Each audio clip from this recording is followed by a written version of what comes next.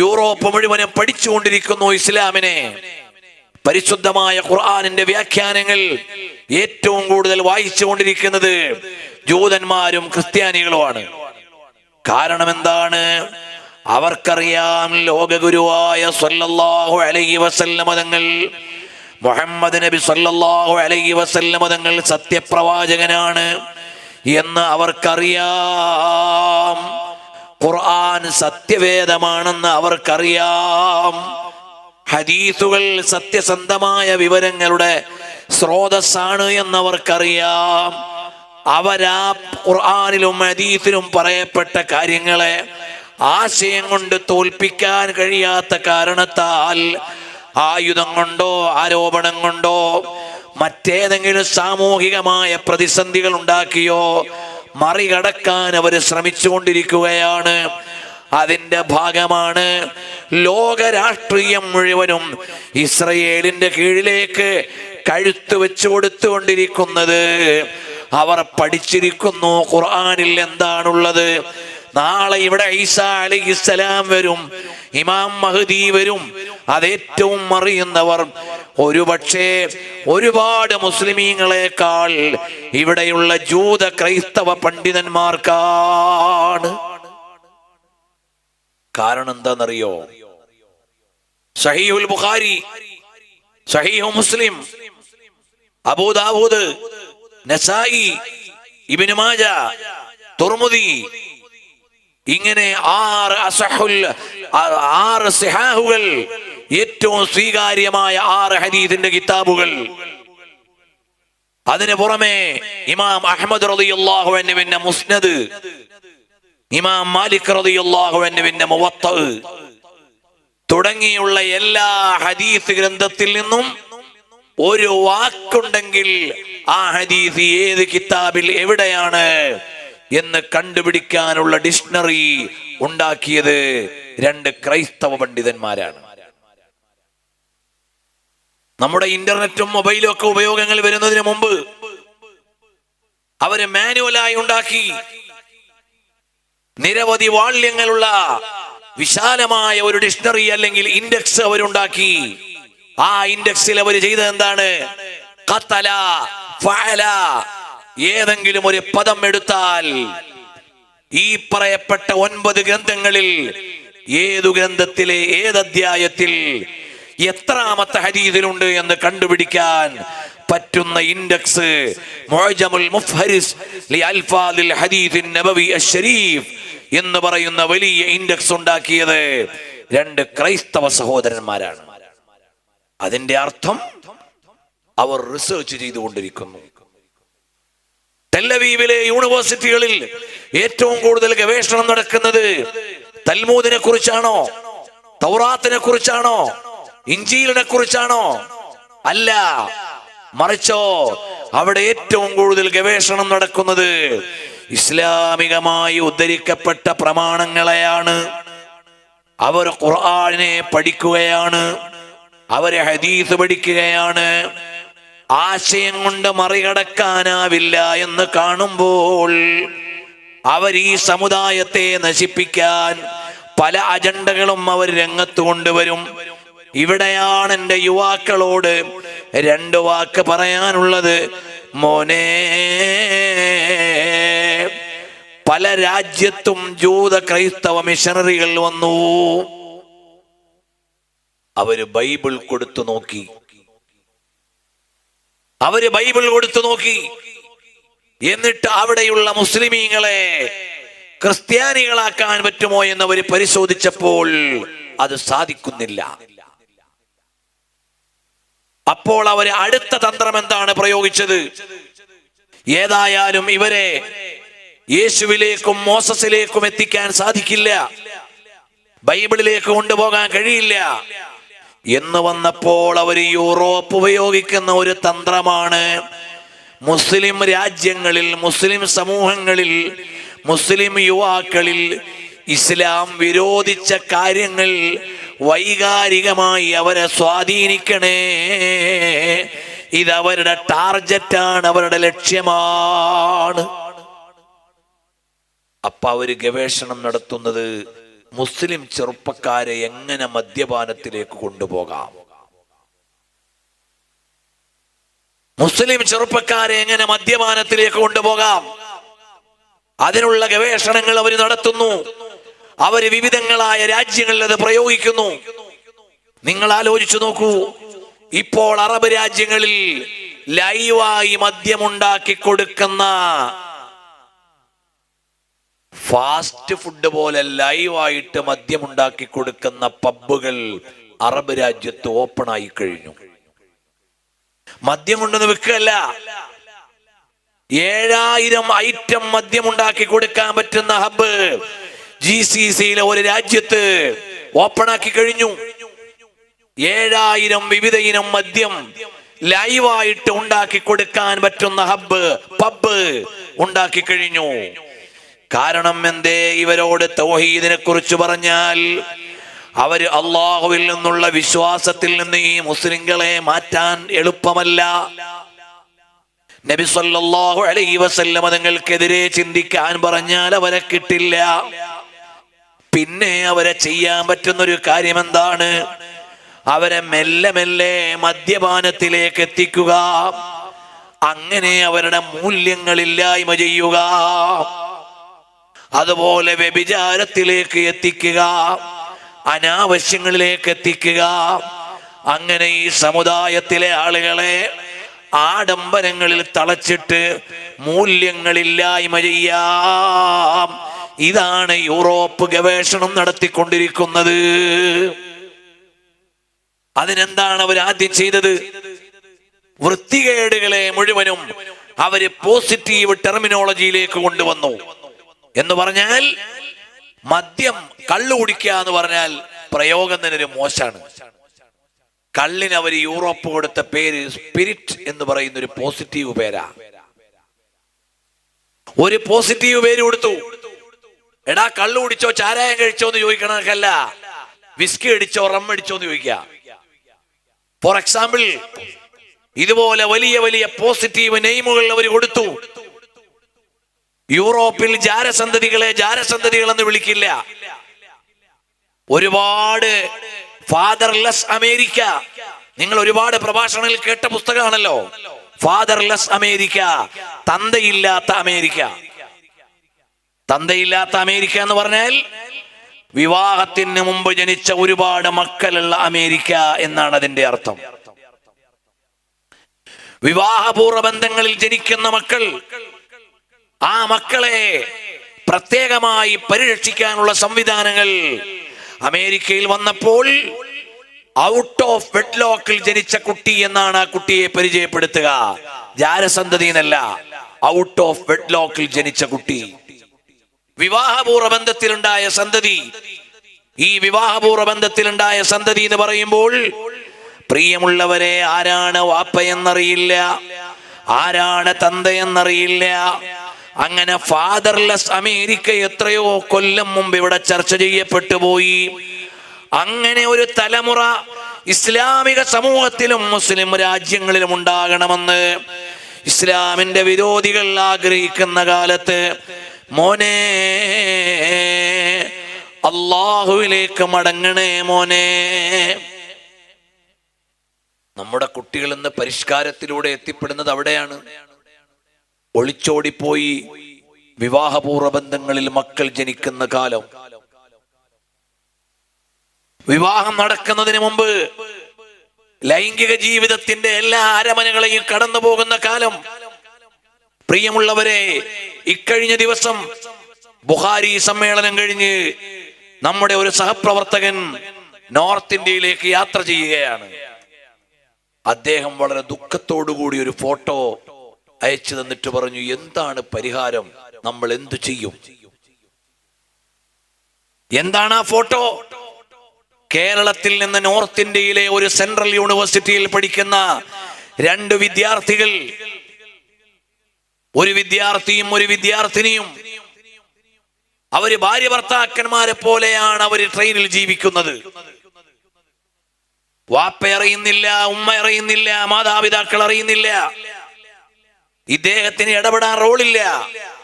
ഇദ്ദേഹം ഒരു വിദ്യാഭ്യാസ പ്രവർത്തകനായതുകൊണ്ട് അവരെ മറ്റു യാത്രാ സമയങ്ങളിൽ പരിചയപ്പെട്ടപ്പോൾ ആരൊക്കെയാണ് എന്ന് പേരും മറ്റുമൊക്കെ മനസ്സിലായി.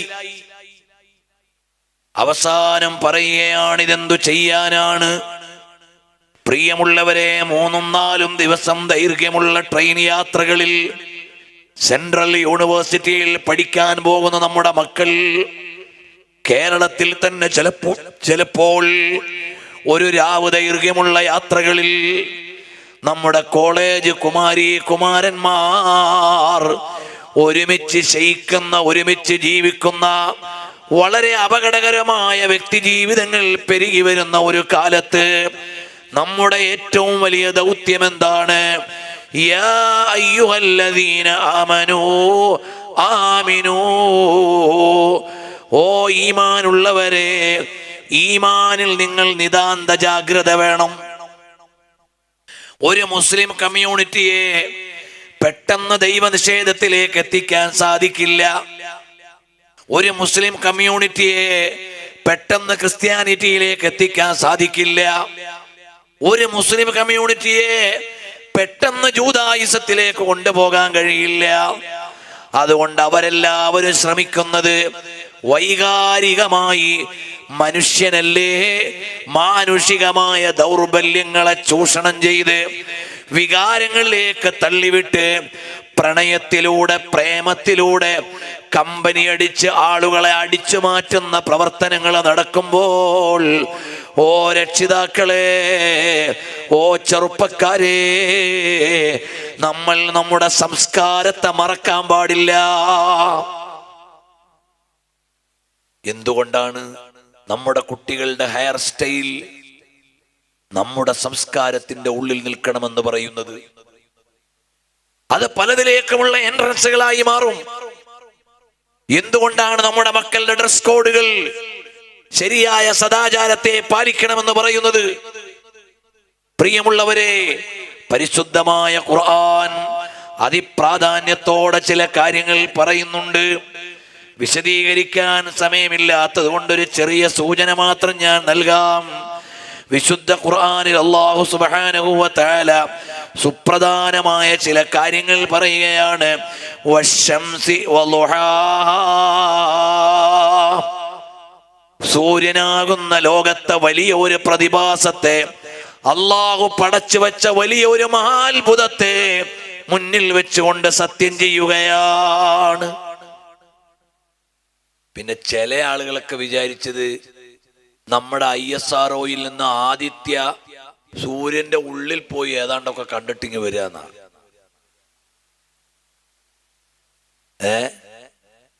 സൂര്യനിലേക്കുള്ള ദൂരത്തിന്റെ 100-ൽ 1 അംശം പോലും ആദിത്യ പോയിട്ടില്ല.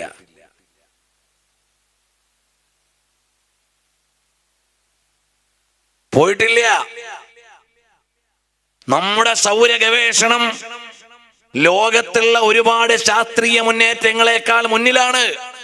അത് നമ്മൾ ചെറുതാക്കണില്ല. ചില ആളുകൾ വിചാരിച്ചെന്താ, സൂര്യനിലേക്ക് ഇപ്പൊ നാളെ എങ്ങാണ്ട് ചന്ദ്രനിൽ താമസം തുടങ്ങാൻ പോവാന്ന ആളുകളുടെ വിചാരം. എവിടെ? ചന്ദ്രനിലേക്ക് ഒരു പേടകം വിട്ടിട്ട് അതിന്റെ ഒരു സോണിൽ ഒരു പേടകം ഇറങ്ങി എങ്ങനെയൊക്കെ ഉണ്ടെന്ന് നോക്കാൻ പോയിട്ടേ ഉള്ളൂ. പിന്നെ ഇവിടുന്ന് കോഴിക്കോട്ടേക്ക് ബസ് പോണ മാതിരി ചന്ദ്രനിലേക്ക് ആളുകളെ അടിച്ചോണ്ട് പോകുന്നൊക്കെ വെറുതെ ഇവിടെ മീഡിയകൾ സൃഷ്ടിക്കുക. ആളുകൾ അതിന്റെ പിന്നാലെ പോവാ. അല്ലാഹു തആല പടച്ചു വെച്ച മഹാത്ഭുതത്തിന്റെ ഒരു മൂലക്ക് പോയി എത്തി നോക്കാൻ പറ്റുമോന്ന് നോക്കിയിട്ടില്ല.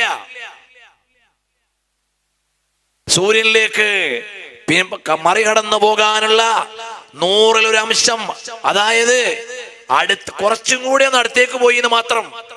വേറെ വലിയ സൗര ഗവേഷണങ്ങളൊന്നും നടന്നിട്ടില്ല. അല്ല നാളെ മറ്റന്നാള് സൂര്യനെ പിടിച്ചിങ്ങോട്ട് കൊണ്ടുവരാൻ പോവാന്നാ. അപ്പൊ സയൻസ് വായിക്കുമ്പോ ആരും ഒരു അതിര് കടന്ന ഒരു പ്രതീക്ഷ എന്ന് വെക്കണ്ട. എന്താണ് സ്റ്റഡി എന്ന് നമ്മൾ പഠിക്കണം. പരിശുദ്ധ ഖുർആനോ വശംസി വളുഹാഹാ, സൂര്യനും അതിന്റെ വെളിച്ചവും തന്നെ സത്യം. അത് നിങ്ങളുടെ കുട്ടിക്കളിയൊന്നുമല്ല, അതൊരു വലിയ അത്ഭുതമാണ്. ഇനി എത്ര സൂര്യനെ മൊത്തം പഠിച്ചാലും ആ സൂര്യൻ ഉണ്ടാക്കിയതാരാ? ISRO, നാസയാ? അല്ല, ആ സൂര്യൻ ഉണ്ടാക്കിയ ശില്പി ആരാണ്? അല്ലാഹുൽ വാഹിദുൽ അഹദ്, അല്ലാഹു ആണ്. നമ്മുടെ വിദ്യാർത്ഥികൾ ശാസ്ത്രം പഠിക്കുമ്പോൾ അറിയണം, ഒരു ശില്പത്തിന്റെ ഭംഗിയാണ് നമ്മൾ നോക്കുന്നത്. ആ ശില്പത്തെ പടച്ച ശില്പി ആരാണ്? ആ ശില്പിയാണ് നമ്മൾ പറയുന്നത് അല്ലാഹു ജല്ല ജലാലുഹു. അതുകൊണ്ട് ആ ശില്പിയെ നമ്മൾ വിശ്വസിക്കുന്നു. വൽ ഖമരി ഇദാ തലാഹാ, ചന്ദ്രനെ കൊണ്ട് സത്യം ചെയ്യുകയാണ്. ചന്ദ്രയാൻ ചന്ദ്രനിലേക്ക് പോയി താമസം തുടങ്ങിയിട്ടില്ല. ചന്ദ്രയാൻ പറയുമ്പോൾ അത് പറയാം, ഇപ്പൊ ഞാൻ അതിലേക്ക് പോണില്ല. രണ്ട് ദൃഷ്ടാന്തങ്ങളായി. വന്നാരി ഇദാ ജല്ലാ, പകലിനെ സത്യം ചെയ്ത് അല്ലാഹു പറയാണ്, സാക്ഷിയാക്കി പറയാണ്. വല്ലൈലി ഇദാ യഗ്ശാ, രാവിനെ സാക്ഷിയാക്കി അല്ലാഹു പറയാണ്. വസ്സമാഇ വമാ ബനാഹാ, ആകാശത്തെ സാക്ഷിയാക്കി റബ്ബ് പറയാണ്. വൽ അർളി വമാ ത്വഹാഹാ, ഭൂമിയെ സാക്ഷിയാക്കി റബ്ബ് പറയാണ്. വനഫ്സിൻ വമാ സവ്വാഹാ, ശരീരങ്ങളെ സാക്ഷിയാക്കി അല്ലാഹു പറയാണ്. ഫഅൽഹമഹാ ഫുജൂറഹാ വതഖ്വാഹാ, മനുഷ്യനിൽ ഉണ്ടാകുന്ന സദാചാര ദുരാചാര വിചാര വേർതിരിവുകളെ സാക്ഷിയാക്കി അല്ലാഹു തആല പറയുകയാണ്. ഇത്രയും ലോകത്തുള്ള ദൃഷ്ടാന്തങ്ങളിൽ 8 ദൃഷ്ടാന്തങ്ങളെ മുന്നിൽ വെച്ചുകൊണ്ട് അല്ലാഹു തആല പറയുന്ന ഒരു കാര്യം, അതെന്താണ്? ഖദ് അഫ്ലഹ മൻ സക്കാഹാ, മനുഷ്യൻ സംസ്കൃതനായാൽ അവൻ വിജയിച്ചു. മനുഷ്യൻ മദ്യപാനത്തിൽ നിന്ന്, കള്ളുകുടിയിൽ നിന്ന്, വ്യഭിചാരത്തിൽ നിന്ന്, അനാവശ്യത്തിൽ നിന്ന്, കളവിൽ നിന്ന്, വഞ്ചനയിൽ നിന്ന്, ഗീബത്തിൽ നിന്ന് വിട്ടുനിന്നാൽ അവൻ വിജയിച്ചിരിക്കുകയാണ്. വഖദ് ഖാബ മൻ ദസ്സാഹ, ആ മനസ്സിനെ, മനുഷ്യനെ മലിനമാക്കിയാൽ അവൻ പരാജിതനാണ്. മോനെ, ഇത് കുട്ടിക്കളിയല്ല. നമ്മൾ അനാവശ്യങ്ങളിലേക്ക് പോയി നമ്മൾ കേടുവന്നാൽ പുതിയ തലമുറയുടെ വിചാരം എന്താണ്? ഞാൻ എനിക്കിഷ്ടമുള്ളതൊക്കെ ചെയ്യും, എനിക്കിഷ്ടമുള്ളതൊക്കെ ഞാൻ ചെയ്യും. അങ്ങനെ നിനക്കിഷ്ടമുള്ളതൊക്കെ ചെയ്യാൻ പറ്റൂല. ഇതാണ് മതത്തിന്റെ അഭിപ്രായം. ഇവിടുത്തെ അൾട്രാ എക്സ്ട്രാ ലിബറലിസ്റ്റുകൾ പറയുന്നത് എന്താ? ഓരോ മനുഷ്യന് ഇഷ്ടമുള്ളത് മുഴുവൻ ചെയ്യാൻ വിട്ടുകൊടുക്കണം. അതിവിടെ സാധ്യമാണോ? ഒരുത്തന്റെ ഇഷ്ടം എന്താ? കാണുന്നവരൊക്കെ കഴുത്തു വിട്ടുക. ഓന്റെ ഇഷ്ടത്തിന് വിടാൻ പറ്റുമോ? ഒരുത്തന്റെ ഇഷ്ടം എന്താ? കാണുന്ന സ്ത്രീകളെ മുഴുവനും അവന് വേണം. അവന്റെ ഇഷ്ടത്തിന് വിടാൻ പറ്റുമോ? അങ്ങനെ ഒരു എക്സ്ട്രാ അൾട്രാ ലിബറലിസം അനുവദിക്കാൻ പറ്റൂല. മനുഷ്യന് കൃത്യമായ ചില നിയന്ത്രണ രേഖകളിൽ ഉണ്ടായിരിക്കണം എന്ന് മതം വീക്ഷിക്കുന്നു. ഇവിടെയുള്ള ലിബറലിസ്റ്റുകൾ പറയുന്നത്, പുരുഷനായ ഒരുത്തന് രാവിലെ പെണ്ണാണെന്ന് തോന്നിയാൽ അവന് പെണ്ണിന്റെ അവകാശം കൊടുക്കണം. ഓ, എന്തൊരു ദുരന്തം അത്! ഒരാണിന് തോന്നുന്നു ഞാൻ ഇന്ന് മുതൽ പെണ്ണാന്ന്, ഓനെ പെണ്ണായി അനുവദിക്കണമെന്നാണ് ഇവിടുത്തെ ലിബറലിസ്റ്റുകൾ പറയുന്നത്. നമ്മളെ പാഠപുസ്തകത്തിൽ പഠിപ്പിക്കാൻ പോണത് ലിംഗനിർണയം നടത്തുന്നത് എങ്ങനെയാ? ഓരോ വിദ്യാർത്ഥിയുടെയും തോന്നൽ അനുസരിച്ച്. ഇന്നലെ വരെ ബോയ്സിന്റെ ബെഞ്ചിൽ ഇരുന്ന കുട്ടി ഇന്ന് പറയാണ്, എനിക്ക് തോന്നുകയാണ് ഞാനൊരു പെണ്ണാണെന്ന്. അവനെ ഗേൾസിന്റെ ബെഞ്ചിൽ ഇരുത്തണം. അങ്ങനെ ബോയ്സിനും ഗേൾസിനും പ്രത്യേക ബെഞ്ചുണ്ടോ? ഉണ്ടാവേണ്ടതില്ല എന്നാണ് പുതിയ വീക്ഷണം. അങ്ങനെ ഗേൾസിനും ബോയ്സിനും വേറെ വേറെ ബെഞ്ച് വേണ്ട. ഈ അൾട്രാ ലിബറലിസത്തിന്റെ കാലത്ത് മതത്തിന്റെ ആളുകൾക്ക് ദൗത്യം ഏറെയാണ്. നമ്മുടെ മക്കളെ പരിപാലിക്കാനുള്ള പണി ഏറെയാണ്. അതുകൊണ്ട് എൻ്റെ ശബ്ദം ശ്രവിക്കുന്ന ഉമ്മമാരെ, നിങ്ങളുടെ ദൗത്യം വലുതാണ്. الأم مدرسة إذا أعددتها أعددت شعبا طيب العراق. അറിയുമോ, ഒരു ഉമ്മയാണ് ആദ്യം വിദ്യാലയമായി വരേണ്ടത്. ഹബീബായ സല്ലല്ലാഹു അലൈഹി വഅലിഹി വസല്ലം തങ്ങൾക്ക് 6 വയസ്സുള്ളപ്പോൾ ഉപ്പയെ സിയാറത്ത് ചെയ്യാൻ മദീനയിലേക്ക് കൂട്ടിക്കൊണ്ടുപോയി. പ്രിയപ്പെട്ട ഉമ്മ, ഈ ലോക സ്ത്രീകളിൽ ഏറ്റവും വലിയ ഭാഗ്യവതിയായ ഉമ്മുൻ നബി സല്ലല്ലാഹു അലൈഹി വസല്ലമ ബീവി ആമിന റളിയല്ലാഹു അൻഹാ മകനെയും കൂട്ടിക്കൊണ്ടുപോയി. നബി സല്ലല്ലാഹു അലൈഹി വസല്ലമ തങ്ങളുടെ ഉമ്മയ്ക്ക് കിട്ടിയ ഭാഗ്യം എന്താണ്? ലാകിൻ ബിബത്നികി കവനത് തക്വീന. നബി സല്ലല്ലാഹു അലൈഹി വസല്ലമ തങ്ങളാകുന്ന ലോകഗുരുവിന്റെ കൈകാലുകൾ മുളച്ച് വളർന്ന് പാകമായത്, അവിടുത്തെ ശരീരമായി രൂപപ്പെട്ടു വന്നത് ലാകിൻ ബിബത്നികി കവനത് തക്വീന. കണ്ടില്ലേ, ഒരു ബീജം ഒരു മനുഷ്യനായി ഒരു ശരീരമായി രൂപപ്പെട്ടു വരുന്ന ഘട്ടത്തിൽ നബി സല്ലല്ലാഹു അലൈഹി വസല്ലം തങ്ങളുടെ ശരീരം രൂപപ്പെട്ടത് എവിടെ കിടന്നാണ്? മഹദിയായ ഉമ്മുൻ നബി ആമിന ഉമ്മ റളിയല്ലാഹു അൻഹയുടെ പള്ളയിലാണ്. ലോകത്തെ ഏറ്റവും ഭാഗ്യം ലഭിച്ച ഗർഭാശയം അത് മഹദിയായ ഉമ്മുൻ നബി ആമിന റളിയല്ലാഹു അൻഹയുടേതാണ്. ആലോചിച്ചു, നബി സല്ലല്ലാഹു അലൈഹി വസല്ലം തങ്ങളുടെ തിരുശരീരം കിടക്കുന്ന സ്ഥലമാണ് ലോകത്തെ ഏറ്റവും ശ്രേഷ്ഠമായ സ്ഥലമെങ്കിൽ ലോകത്തെ ഏറ്റവും ശ്രേഷ്ഠമായ ഗർഭാശയം ആ ശരീരം രൂപപ്പെട്ടു വന്ന നബി സല്ലല്ലാഹു അലൈഹി വസല്ലം തങ്ങളുടെ ഉമ്മയുടെ ഗർഭാശയമാണ്. എത്ര വലിയ ഭാഗ്യവതിയാണ്! ഞാൻ എന്റെ ചർച്ചയുടെ റൂട്ട് മാറുന്നില്ല. ആ ആമിന റളിയല്ലാഹു അൻഹ ഭർത്താവാകുന്ന അബ്ദുല്ലാഹി എന്നവരെ സിയാറത്ത് ചെയ്യാൻ 6 വയസ്സുള്ള പൊന്നുമോന്റെ കൈപിടിച്ച് മദീനയിലേക്ക് പോയി. തിരിച്ച് അബവാ എന്ന സ്ഥലത്തെത്തിയപ്പോൾ രോഗിണിയായി. അപ്പോൾ മരണപ്പെടുമെന്ന് കണ്ട നേരത്ത് മകനോട് പറയാണ്, മോനാരാന്നറിയോ? ഞാൻ ഈ ലോകത്തുനിന്ന് യാത്രയാകുമ്പോൾ ലോകത്തിന് വലിയൊരു സമ്മാനത്തെ കൊടുത്തിട്ടാണ് ഞാൻ പോണത്. അത് മോനാണ്. ഞാൻ ഈ ലോകത്തുനിന്ന് യാത്രയാകുമ്പോൾ ഈ ലോകത്തിന് വലിയൊരു സമ്മാനം കൊടുത്തിട്ടാണ് പോണത്. അത് മോനാണ്. മാത്രമല്ല,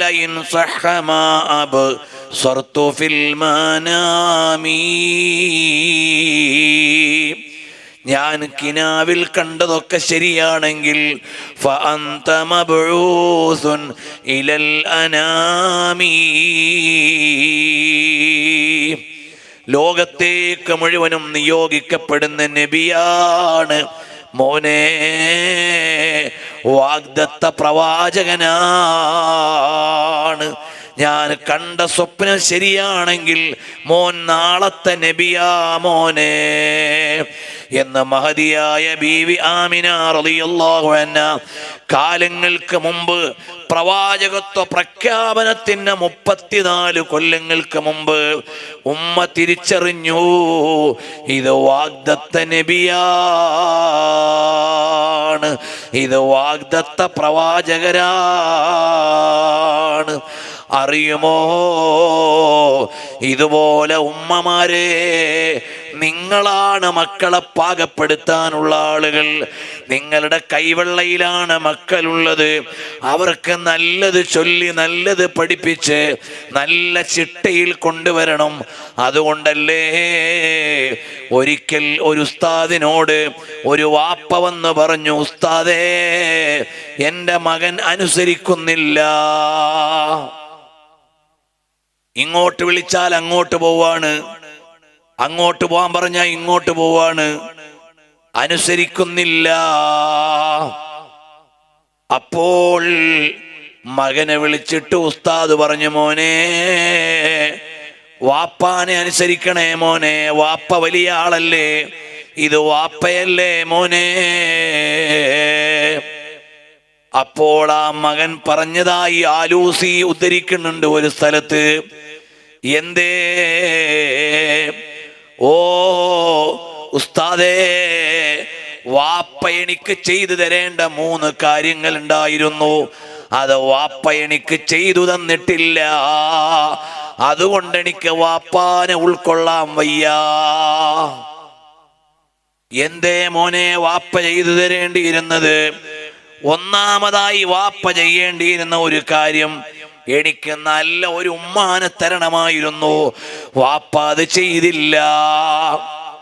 സംസ്കാരമില്ലാത്ത ഒരു പെണ്ണിനെയാണ് എൻ്റെ വാപ്പ കിട്ടിയത്, കല്യാണം കഴിച്ചത്. ഏതോ കോളേജ് മുറ്റത്തുനിന്ന് കമ്പനി അടിച്ചു വന്നതാണ്, ഇന്നത്തെ ഭാഷയിൽ പറഞ്ഞാൽ. എവിടെയോ ബസ് സ്റ്റോപ്പിൽ തിന്നപ്പോൾ സ്നേഹം പറഞ്ഞതാണ്, ഏതോ സോഷ്യൽ മീഡിയയിൽ ചാറ്റ് ചെയ്തപ്പോൾ കിട്ടിയതാണ്.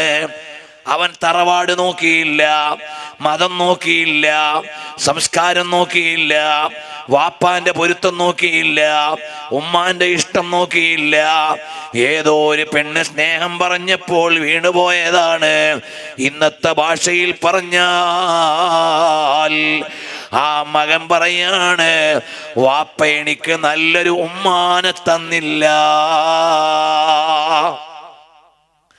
അതുകൊണ്ട് ചില സ്വാലിഹീങ്ങൾ പറയും, നിങ്ങൾക്ക് സ്വാലിഹായ ഒരു മോൻ വേണോ? എന്നാ സ്വാലിഹായ മോനെ പ്രസവിക്കാൻ പറ്റുന്ന പെണ്ണിനെ കണ്ടുപിടിക്കണം എന്ന് പറഞ്ഞാൽ ദീന മാനദണ്ഡമായി നീ വിവാഹം കഴിക്കണം എന്നാണ് അതിന്റെ അർത്ഥം. അപ്പോൾ ഈ മകൻ പറഞ്ഞു, എൻ്റെ വാപ്പ എനിക്ക് നല്ലൊരു ഉമ്മയെ തന്നില്ല, പിന്നെ ഞാനെങ്ങനെ നന്നാവാനാണ്? രണ്ടാമത്തെ കാര്യം, എൻ്റെ വാപ്പ എനിക്ക് നല്ലൊരു പേര് വെച്ച് തരേണ്ടിയിരുന്നു. എനിക്ക് എൻ്റെ വാപ്പ വെച്ച പേര് കൽബ് എന്നാണ്, പിന്നെ ഞാൻ എങ്ങനെ നന്നാവാനാണ്? നല്ല പേര് വെച്ചില്ല, വാപ്പാക്ക് തോന്നിയൊരു പേര് കൽബ് എന്ന് വെച്ചു, പിന്നെ ഞാൻ എങ്ങനെയാ നന്നാവുക? അതുകൊണ്ട് നല്ലൊരു പേരെനിക്ക് തന്നില്ല. മൂന്നാമത്തെ ഒരു കാര്യം, വാപ്പ എനിക്ക് ആദാബുകൾ, ഖുർആൻ തുടങ്ങിയവ എനിക്ക് പഠിപ്പിച്ചു തന്നില്ല. അറിയുമോ, വേണ്ട ചിട്ടകൾ പഠിപ്പിക്കേണ്ട കാലത്ത് പഠിപ്പിച്ചില്ല. നല്ല പേര് പറഞ്ഞ് പേര് നൽകിയില്ല, നല്ല ഉമ്മയെ നൽകിയില്ല. അങ്ങനെയുള്ള ഈ വാപ്പാനെ ഞാൻ എങ്ങനെ അനുസരിക്കാനാണ്? അടുത്ത തലമുറ വല്ലാത്ത തലമുറയാണ്. കാരണം എന്തേ? ഇന്ന് പെൺകുട്ടികൾ ആൺകുട്ടികളെ തെരഞ്ഞെടുത്ത് വാപ്പയോട് പറയുന്നു, എനിക്ക് അയാളോട് ഇഷ്ടമാണ്, കൂടെ ജീവിക്കാൻ സമ്മതം തരണം. ഈ അടുത്തയിടയിൽ ഞാൻ കാസർഗോഡ് ജില്ലയിൽ ഒരു വിവാഹത്തിന് പോയി. അവിടെ ചെന്നു, വിവാഹം കഴിഞ്ഞു, നിക്കാഹ് കഴിഞ്ഞു, വിവാഹം കഴിഞ്ഞു. അവിടെ പരിപാടി കഴിഞ്ഞ് പുറത്തിറങ്ങിയപ്പോൾ ആ പെൺകുട്ടിയുടെ വാപ്പയോട് ആ നാട്ടിലുള്ള 2 പേര് പറയാണ്, നിങ്ങൾ വലിയ ഭാഗ്യവാനാണ്. എന്താ വലിയ ഭാഗ്യവാനാന്ന് പറയാൻ കാരണം?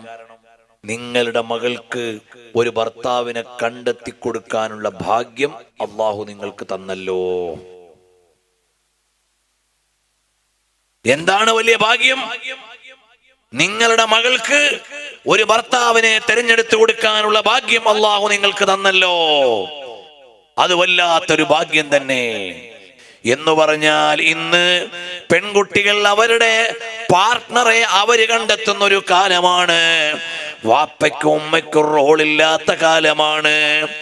ജാതി നോട്ടമില്ല, മതം നോട്ടമില്ല, കുടുംബം നോട്ടമില്ല, പ്രായം നോട്ടമില്ല, കുലീനത നോക്കുന്നില്ല. ഒന്നും നോക്കാതെ ഇഷ്ടമുള്ളയിടത്ത് ഇഷ്ടമുള്ളവർ കണ്ടുപിടിക്കുന്ന ഒരു സംസ്കാരത്തിലേക്ക് നമ്മുടെ ജനത മാറിയപ്പോൾ അല്ലാഹുവിന്റെ പരീക്ഷണങ്ങൾ നമ്മളെ വിളിച്ചുകൊണ്ടിരിക്കുകയാണ്. അതുകൊണ്ട് ഓ മുഅ്മിനീങ്ങളെ, മുഅ്മിനാത്തുകളെ, ലോക രാഷ്ട്രീയം ഒരു ഭാഗത്തവിടെ ഉണ്ടാകും.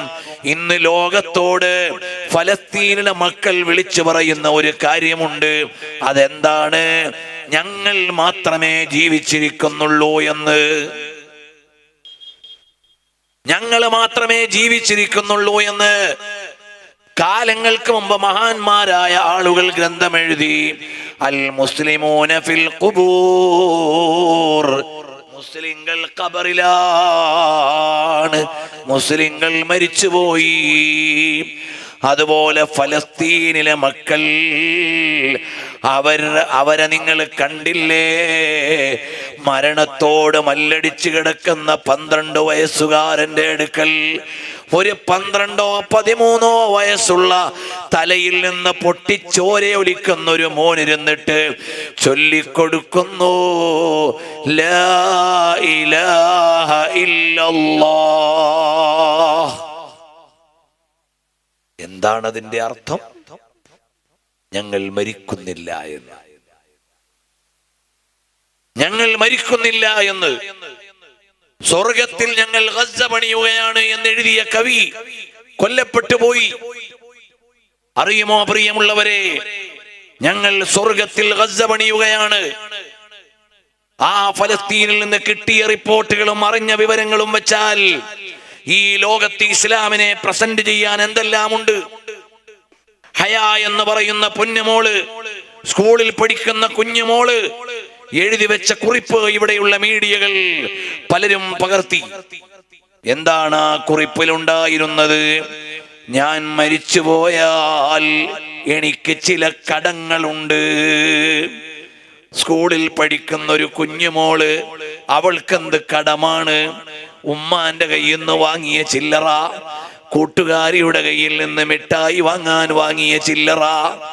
പക്ഷേ മരിച്ചുപോയാൽ കടം അവിടെ ബാക്കിയാകുമെന്നും കടം വാങ്ങിയത് കൊടുത്തു തീർക്കേണ്ടതാണെന്നും ആ കുഞ്ഞുമോൾക്ക് സദാചാരബോധം കൊടുത്ത ദർശനമേതാണ്?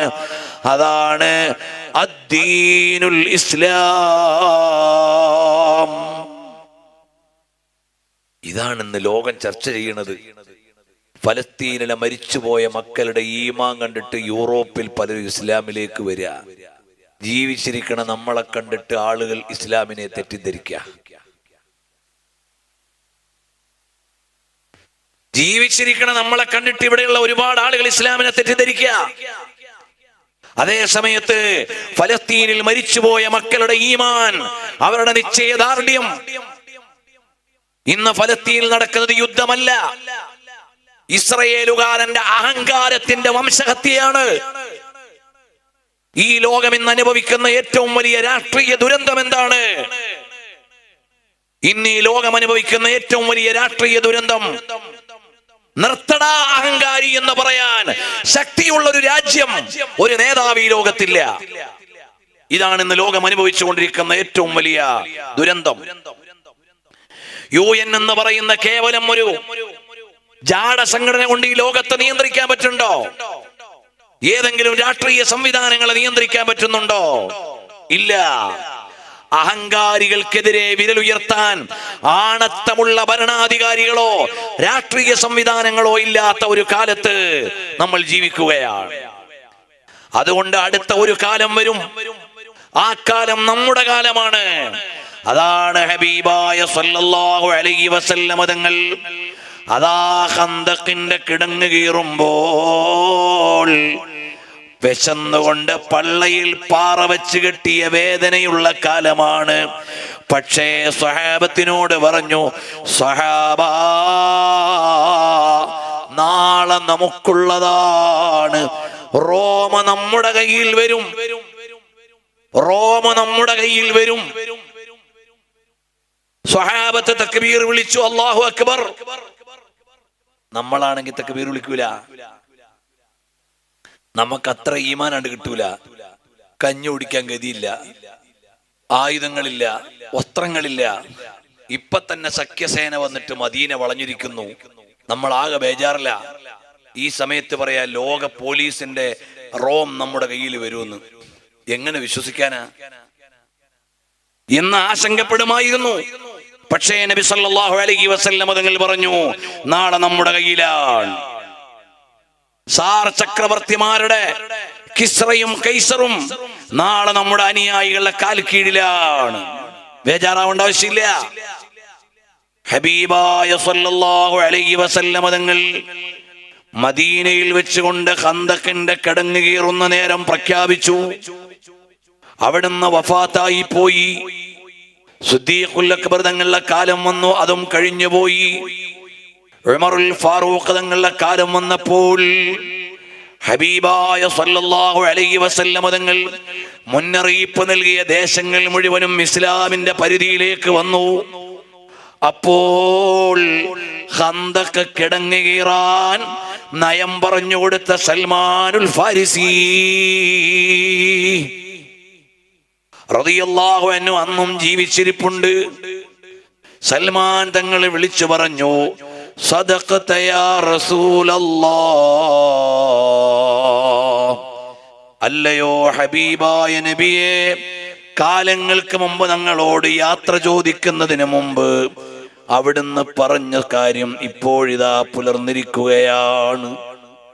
അതുകൊണ്ട് മുഅ്മിനീങ്ങളെ, നമുക്കിവിടെ പ്രതിസന്ധികൾ ഒരുപാടുണ്ട്. നമ്മൾ തുർക്കി ഖിലാഫത്തിന്റെ കാലം വായിച്ചവരാണ്, ഖിലാഫത്ത് തകർന്ന കാലവും വായിച്ചവരാണ്. ബ്രിട്ടീഷുകാർ ഈ രാജ്യത്തെ മുഴുവനും തോണ്ടിക്കൊണ്ടുപോകാൻ വന്നത് നമ്മൾ വായിച്ചവരാണ്. ബ്രിട്ടീഷുകാരെ കെട്ടുകെട്ടിച്ച ചരിത്രവും വായിച്ചവരാണ്.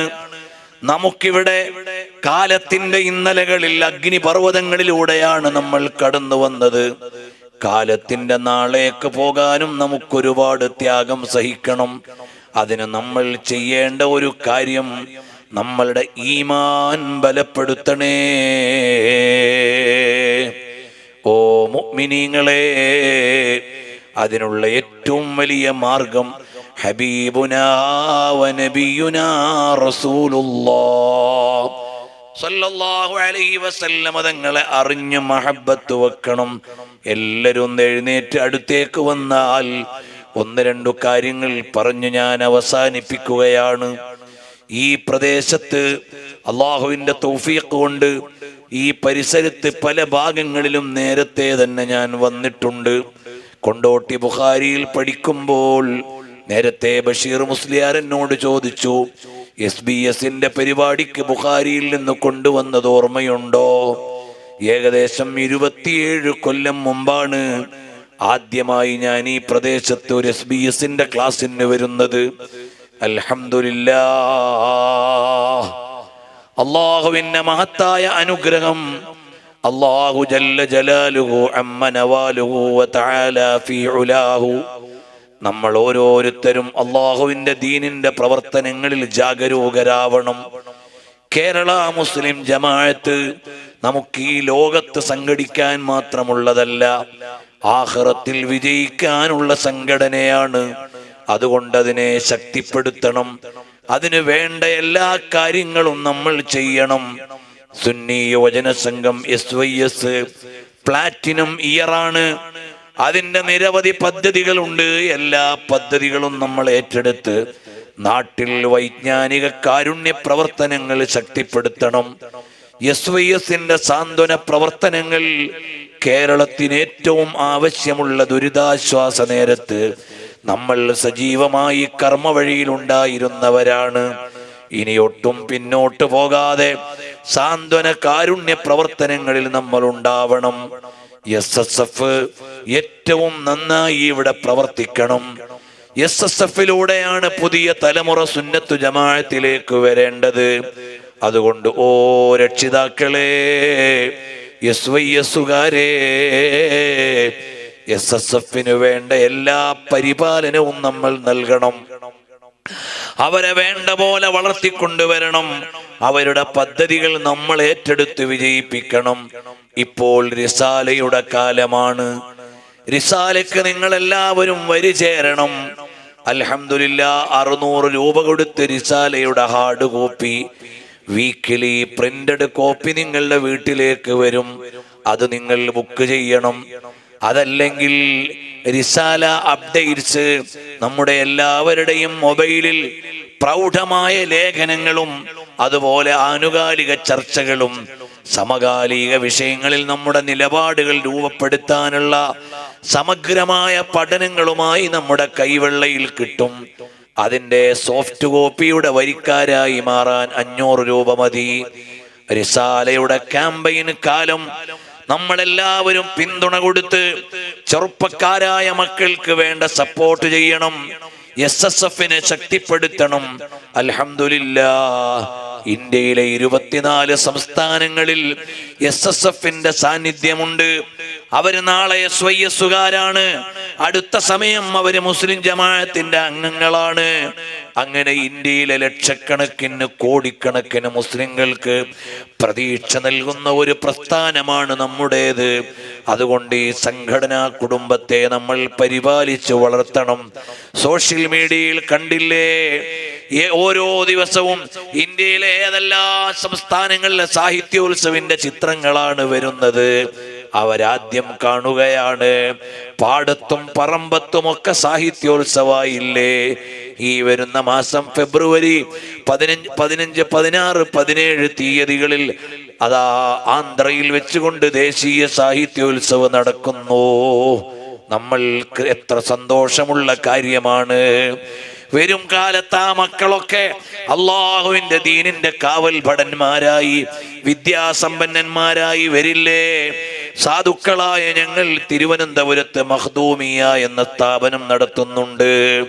അതുപോലെ തന്നെ ബംഗാളിലെ ഇസ്ലാംപൂരിൽ ഹിറ എഡ്യൂക്കേഷൻ സെന്റർ എന്ന സ്ഥാപനം നടത്തുന്നുണ്ട്. 400ഓളം വിദ്യാർത്ഥികൾ അവിടെ പഠിക്കുന്നുണ്ട്. അവിടുത്തെ 50 വിദ്യാർത്ഥികൾ മഖ്ദൂമിയ സമ്മേളനത്തിന് വന്നു. അവര് കേരളത്തിലെ വിദ്യാഭ്യാസ സംരംഭങ്ങൾ നേരിട്ട് കണ്ടു. ഞങ്ങളുടെ നാട്ടിലും ഇങ്ങനെയൊക്കെ ഞങ്ങൾക്ക് വളരണം എന്ന് കൊതിച്ച് ആഗ്രഹത്തോടെ അവര് പോയിട്ടുണ്ട്. അവര് നാളെ ഇന്ത്യ നിർമ്മിക്കും ഇൻഷാ അല്ലാഹ്. അതിന് വേണ്ട പിന്തുണ നൽകേണ്ടവർ നമ്മളാണ്, സപ്പോർട്ട് ചെയ്യേണ്ടവർ നമ്മളാണ്. അല്ലാഹു ജല്ല ജലാലുഹു നമ്മുടെ ഈ പ്രവർത്തനങ്ങളൊക്കെ വിജയിപ്പിക്കട്ടെ. ഇതിനെല്ലാം ചുക്കാൻ പിടിക്കുന്ന കപ്പിത്താൻ നമ്മുടെ സുൽത്താനുൽ ഉലമാ കാന്തപുരം ഉസ്താദ്, അല്ലാഹു അവിടത്തേക്ക് ആഫിയത്തുള്ള ദീർഘായുസ് നൽകട്ടെ. അവര് നടന്ന ചുവടുകളുടെ പിന്നിലാണ് കുട്ടികളായ നമ്മൾ നടന്നു പോയത്. അവര് പോയ ഡൽഹിയിലേക്കാണ് പിന്നെ നമ്മൾ പോയത്. അവര് പോയ ബംഗാളിലേക്കാണ് പിന്നിൽ നമ്മൾ പോയത്. അവര് പോയ മുംബൈയിലാണ് നമ്മൾ പിന്നെ പോയി സമ്മേളനത്തിന് പ്രവർത്തിച്ചത്. അതുകൊണ്ട് ഇൻഷാ അല്ലാഹ് വരും കാലത്ത് ഇന്ത്യയിലെ വിവിധ സംസ്ഥാനങ്ങളിൽ ലക്ഷക്കണക്കിന് പ്രവർത്തകർ ഈ പ്രസ്ഥാനത്തിന്റെ ഒപ്പം വരും. ഒരു ഗതികെട്ട കാലമെന്ന് നമ്മൾ വിചാരിക്കാൻ പാടില്ല. ഇമാം മുസ്ലിം ഉദ്ധരിച്ച ഹദീസിൽ കാണാം, ഇദാ ഖാല റജുലു ഹലക്കന്നാസ്, ജനങ്ങൾ മുഴുവനും നശിച്ചു പോയി എന്നൊരുത്തൻ പറഞ്ഞാൽ ഫഖദ് അഹ്ലകഹും, അവനാണ് ജനങ്ങളെ നശിപ്പിക്കുന്നവൻ. അങ്ങനെ പറഞ്ഞങ്ങ് പോകാൻ പാടില്ല. എല്ലാരും നശിച്ചു, ഇനി പ്രതീക്ഷയില്ല എന്ന് പറയാൻ പാടില്ല. ഇമാം മുസ്ലിം ഉദ്ധരിച്ച ഹദീസിന്റെ ആശയമല്ലേ ഞാൻ പറഞ്ഞത്? പ്രിയമുള്ളവരെ, അതുകൊണ്ട് നല്ല പ്രതീക്ഷയിൽ ജീവിക്കണം. നമ്മുടെ നാട്ടിൽ നിന്ന് ഇന്ത്യ മഹാരാജ്യത്തിന്റെ വിവിധ സംസ്ഥാനങ്ങളിൽ, ലോകത്തിന്റെ വിവിധ രാജ്യങ്ങളിൽ വിദ്യാഭ്യാസ പ്രവർത്തനം നടത്താൻ പറ്റുന്ന വിദ്യാഭ്യാസ പ്രവർത്തകർ, ആലിമീങ്ങൾ, നല്ല മക്കൾ വരണം. അതിന് ബഹുമാനപ്പെട്ട സയ്യിദ് അവർക്ക് നൽകുന്ന ഏറ്റവും വലിയ ആദരവ് നാളെ ഇവിടുത്തെ സമ്മേളനത്തിൽ വെച്ച് കൊടുക്കുന്ന നിങ്ങളുടെ സ്ഥാനവസ്ത്രമല്ല, മെമന്റോ അല്ല, മറ്റേതെങ്കിലും അനുമോദനങ്ങളല്ല, നിങ്ങളുടെ സന്തോഷ സമ്മാനങ്ങളല്ല. തങ്ങൾക്ക് നിങ്ങൾ കൊടുത്ത ഏറ്റവും വലിയ സമ്മാനം ഇന്ന് ആ സപ്ലിമെന്റിന്റെ 2 ചട്ടയുടെയും ഉള്ളിൽ നിറഞ്ഞു നിൽക്കുന്ന ആലിമീങ്ങളുടെ ചിത്രം കണ്ടപ്പോൾ നിങ്ങൾ തങ്ങൾക്ക് കൊടുത്ത ഏറ്റവും വലിയ സമ്മാനം അതാണ്. അല്ലാഹു സ്വീകരിക്കട്ടെ. അതുപോലെ ഇനിയും ഈ നാട്ടിൽ നിന്ന് വലിയ ആലിമീങ്ങൾ വരണം. ഓ മുഅ്മിനീങ്ങളെ, കൽബ് മദീനയിലേക്ക് ചേരണം. തലസ്ഥാനം മദീനയാണ്. എല്ലാ ഹിദായത്തിന്റെയും വെളിച്ചം അവിടുന്നാണ്. ഇന്നക ലതഹ്ദീ ഇലാ സിറാത്തിൻ മുസ്തഖീം. തങ്ങളല്ലേ നേർവഴിക്ക് നയിക്കേണ്ടത്. ഹബീബായ സല്ലല്ലാഹു അലൈഹി വസല്ലം തങ്ങളെ മഹബ്ബത്ത് വെക്കണം. എല്ലാ രാത്രിയിലും നബി സല്ലല്ലാഹു അലൈഹി വസല്ലം തങ്ങളെ കിനാവിൽ കണ്ടവരുണ്ട്. അതേ എല്ലാ വെള്ളിയാഴ്ച രാവിലും കണ്ടവരുണ്ട്, ഇടയ്ക്കിടെ കണ്ടവരുണ്ട്. ബഹുമാനപ്പെട്ട ഖാജാ തങ്ങളുടെ സ്ഥാനപ്പേര് അതാഉർ റസൂൽ, മുത്തുനബി സല്ലല്ലാഹു അലൈഹി വസല്ലം തങ്ങളുടെ സമ്മാനമെന്നാണ്. അത് മദീനത്ത് പോയപ്പോൾ കിട്ടിയ സമ്മാനമാണ്. ഖാജാ തങ്ങളുടെ ആണ്ടിന്റെ സമയമാണ്. സാധുക്കളായ ഞങ്ങൾ അജ്മീറിൽ ഒരു സ്ഥാപനം നടത്തുന്നുണ്ട്, ജാമിഅ മുഈനിയ. അതിന്റെ സനദ് ദാനമാണ് വരുന്ന അതാ തൊട്ടടുത്ത് ഈ ഫെബ്രുവരി മാസം 6, 7 തീയതികളിൽ നിങ്ങളെ ക്ഷണിക്കുകയാണ്. ഇൻഷാ അല്ലാഹ് അവിടെ ഒരു കെട്ടിടവും ഒരു ലാൻഡും കൂടി നമ്മൾ ഉടമപ്പെടുത്തുകയാണ്. ഇൻഷാ അല്ലാഹ് അത് ഈ വരുന്ന മാസത്തിൽ എഴുതിയെടുക്കണം. നിങ്ങളൊക്കെ അതിന്റെ ഫത്ഹിന് വേണ്ടി ദുആ ചെയ്യണം. മുഈനികളായ ആ സ്ഥാപനത്തിലെ പൂർവ്വ വിദ്യാർത്ഥികൾ നിങ്ങൾക്ക് മെസ്സേജ് അയക്കുമ്പോൾ അതിലേക്കുള്ള ചെറിയ സംഭാവനകളെങ്കിലും നൽകി ആ നിർമ്മാണത്തിൽ നിങ്ങൾ പങ്കാളികളാവണം. ഖാജാ തങ്ങളുടെ നാട്ടിൽ ഒരു വിജ്ഞാന വിപ്ലവം ഇൻഷാ അല്ലാഹ് നമുക്ക് നടത്തണം. അവിടുത്തെ പേര് വെച്ചുകൊണ്ടാണ് 600ഓളം മുഈനികൾ ഇപ്പോൾ കേരളത്തിലുണ്ട്. 2500ഓളം മുഈന ആ സംവിധാനത്തിൽ പഠിച്ച വനിതകളുണ്ട്. അല്ലാഹു അവർക്കൊക്കെ ബറക്കത്ത് ചെയ്യട്ടെ. ഓ പ്രിയമുള്ളവരെ, സാധുക്കളായ ഞങ്ങൾ തിരക്കിട്ട സംഘടനാ പ്രവർത്തനങ്ങൾ ഉണ്ടെങ്കിലും പല യാത്രകളിലുമാണെങ്കിലും പരമാവധി എല്ലാ തിങ്കളാഴ്ചയും രാവിലെ എല്ലാ തിങ്കളാഴ്ചയും മുഈനകൾക്ക് വേണ്ടിയുള്ള ശമാഇൽ ദർസ് എടുക്കാറുണ്ട്. ഈ പറയുന്ന മുഈനകളെല്ലാം സാധുക്കളായ ഞങ്ങൾ അശ്ശമാഇലുൽ മുഹമ്മദിയ ഓതിക്കൊടുത്ത് കേട്ട് പഠിച്ചവരാണ്. അൽഹംദുലില്ലാഹ്. അതുപോലെ എല്ലാ മുഈനികളും ഇന്ത്യയിലെ 10-12 ക്യാമ്പസുകളിൽ നിന്ന് രാവിലെ 7 മണിക്ക് അവർ ഓൺലൈനിൽ വരും. സഹീഹുൽ ബുഖാരി സാധുക്കളായ ഞങ്ങൾ ഓതിക്കൊടുക്കാറുണ്ട്. അവരത് കേട്ട് വായിക്കാറുണ്ട്. ഇതെല്ലാം അടുത്ത ഒരു തലമുറയ്ക്ക് വേണ്ടിയുള്ള നിർമ്മിതിയാണ്. നിങ്ങളെല്ലാം കൂടിത്തരണം. കാരണം ഹബീബ് റസൂലുള്ളാഹ് സ്വല്ലല്ലാഹു അലൈഹി വസല്ലം തങ്ങളുടെ മഹബ്ബത്ത് വെച്ച് അവിടേക്ക് ഖൽബ് ചേർത്തു പിടിക്കാൻ സാധുക്കളായ ഞങ്ങൾക്ക് നീ തൗഫീഖ് നൽകണേ അല്ലാഹ്. മഹാനായ റബീഇ ഇബ്നു ഖിറാശ് റളിയല്ലാഹു അൻഹു ജീവിതകാലത്ത് ചിരിക്കാൻ മറന്ന മഹാനാണ്. ജനാസയായപ്പോൾ ജനാസ കിടന്ന് ചിരിക്കുകയാണ്. ചിരിക്കുന്ന ജനാസ എടുത്ത് മറമാടാൻ ആളുകൾക്കൊരു മടി. കണ്ടു നിൽക്കാൻ എന്ത് ചന്തമാണ്. ഉടനെ ഒരശരീരി എന്റെ ശരീരം വേഗം ഖബറിലെത്തിക്കണേ. നബി സല്ലല്ലാഹു അലൈഹി വസല്ലം തങ്ങൾ എന്നെ കാത്തു നിൽക്കുന്നുണ്ട്. ഖബറിൽ മുത്തു നബി സല്ലല്ലാഹു അലൈഹി വസല്ലം തങ്ങൾ കാത്തു നിൽക്കുന്നുണ്ട്.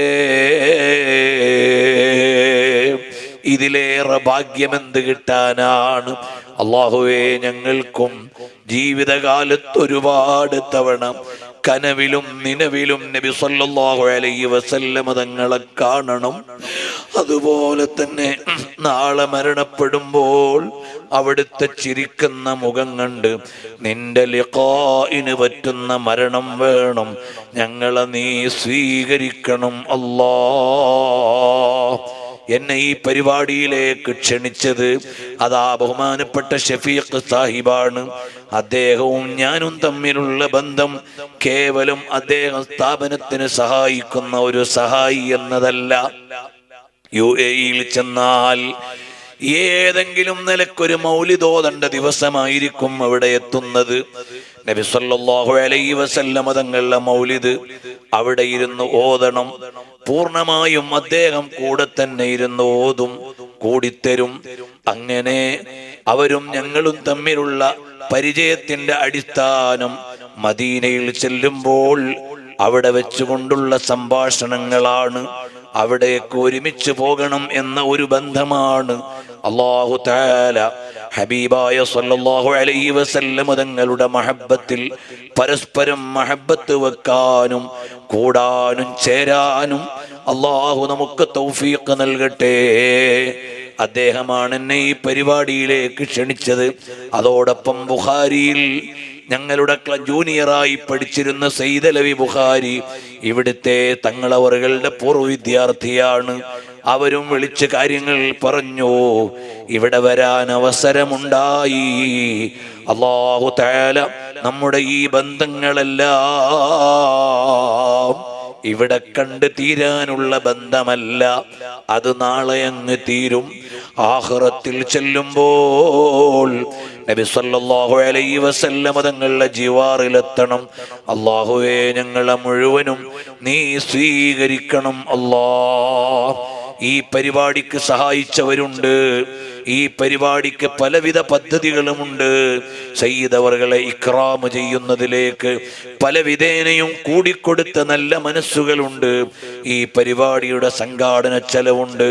അതിനൊക്കെ സഹായിച്ചവരെ നീ സഹായിക്കണം. അല്ലാഹ്, സുവനീറിന് വേണ്ടി പ്രവർത്തിച്ചവർക്ക് നീ ബർക്കത്ത് ചെയ്യണം. അല്ലാഹ്, ഒരൽപ്പം സ്വലാത്ത് ചൊല്ലിയിട്ട് ദുആ ചെയ്യാം. اللهم صل على محمد يا ربي صل عليه وسلم.